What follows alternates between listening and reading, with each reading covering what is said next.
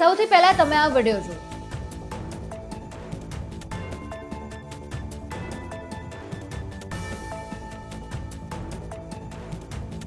આ વિડીયોમાં તમને કૂવાનું પાણી સતત હિલોડે ચડ્યું હોય, હાલક ડોલક થતું હોય, આવું તમને વિડીયોમાં દેખાશે. તો હવે તમે મને એવું કહેશો કે કદાચ કોઈ એમાંથી પાણીની ડોલ ભરી હશે અથવા તો કોઈ બીજું કામ કર્યું હશે એટલે પાણી જે છે એ શાંત નથી દેખાઈ રહ્યું. પણ અહીંયા હું તમને એવું કહું તો કે આજુબાજુના વિસ્તારમાં બીજા ઘણા કૂવા છે, પણ આ માત્ર એક જ કૂવાનું પાણી કે જે આટલી રીતે દરિયાના મોજા ઉછળતા હોય એવી રીતે હાલક ડોલક થઈ રહ્યું છે, હિલોડે ચડ્યું છે કોઈ પણ કારણ વગર, તો તમે ચોંકી ઉઠવાના છો. આ વિડીયો મોરબી બાજુથી સામે આવ્યો છે. વિગતે ચર્ચા કરીએ આજના વિડીયોમાં. નમસ્કાર, આપની સાથે હું આકાંક્ષા. તમે જોઈ રહ્યા છો રાજકોટ. મોરબી પાસે કૂવામાં છેલ્લા 4 દિવસથી આ રીતની એક રહસ્યમય ઘટના બની રહી છે. વિરપડા ગામના નેશનલ હાઈવેની બાજુમાં 18 ફૂટ ઊંડો આ કૂવો આવેલો છે, જેમાં છલોછલ પાણી ભરેલું છે. અને જે આના માલિક છે તેમણે જોયું કે કઈ રીતે દરિયામાં મોજા આવતા હોય એવી રીતે કૂવામાં અચાનક જ કોઈ પણ કારણો વગર પાણી હિલોડે ચડ્યું.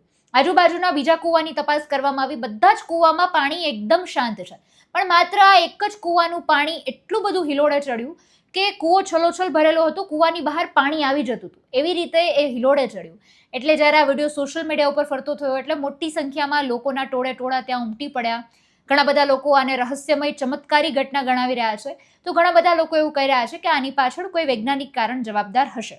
વાડીના જે માલિક છે પ્રાણજીવનભાઈ સાદરિયા, તેમણે એવું કહ્યું કે તેમની વાડી જામનગર અમૃતસર નેશનલ હાઈવે જે છે ત્યાં વિરપડા પર આવેલી છે. વાડીમાં કૂવો 3 મહિના પહેલા બનાવેલો છે અને તેની ઊંડાઈ 18 ફૂટ જેટલી છે. કૂવાનું પાણી આ રીતે હિલોડા મારે છે. આસપાસના પણ કૂવા છે, પણ ત્યાંનું પાણી એકદમ શાંત છે. 4 દિવસમાં બીજી વખત આ રીતની આ રહસ્યમય ઘટના જોવા મળી અને તાલુકા પંચાયત સદસ્ય અલ્પેશ કોઠિયાએ પણ એવું જણાવ્યું કે પરમ દિવસે આ ઘટનાની તેમને જાણ થઈ. કૂવાનું પાણી હિલોડા મારે છે, આ અંગે કોઈ ભૂત પ્રેત કે કોઈ પવનનું કારણ માને છે, પણ સાચું કારણ વૈજ્ઞાનિક છે અને તંત્ર આ અંગે તપાસ અત્યારે કરી રહ્યું છે. જોકે જ્યાંના સ્થાનિકો છે એ પણ અત્યારે કહી રહ્યા છે કે કઈ રીતે મતલબ આવી ઘટના બની શકે, અચાનક જ પાણી શું કામ હિલોડા મારવા માંડે છે. પછી વિરપડા ગામના ખેતરના કૂવામાં અચાનક જે આ પાણી હિલોડા મારવા માંડ્યું એટલે વૈજ્ઞાનિક કારણ તેનું સામે આવ્યું છે. સાયન્સ કોમ્યુનિકેટર ધનંજય રાવલે એક પ્રયોગ દ્વારા આ બાબત સમજાવી છે કે શું કામ આવું બની રહ્યું છે. મોરબી વિસ્તાર ફ્લોટ લાઇનની નજીક હોવાથી અત્યંત ઓછી તીવ્રતાના આફ્ટર શોક ત્યાં આવતા રહેતા હોય છે.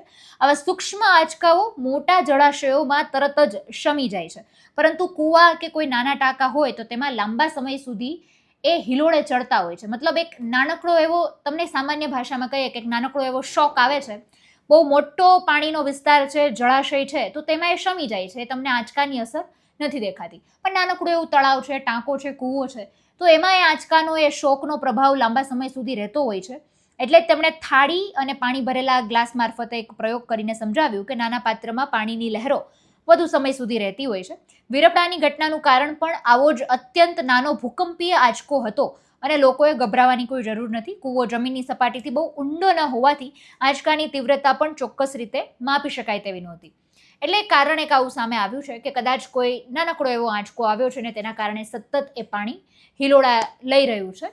લાંબો સમય રહેતું હોય છે, કોઈ પણ નાનું પાત્ર હોય છે પાણીથી ભરેલું, થોડા સમય પછી એ પણ શમી જતું હોય છે.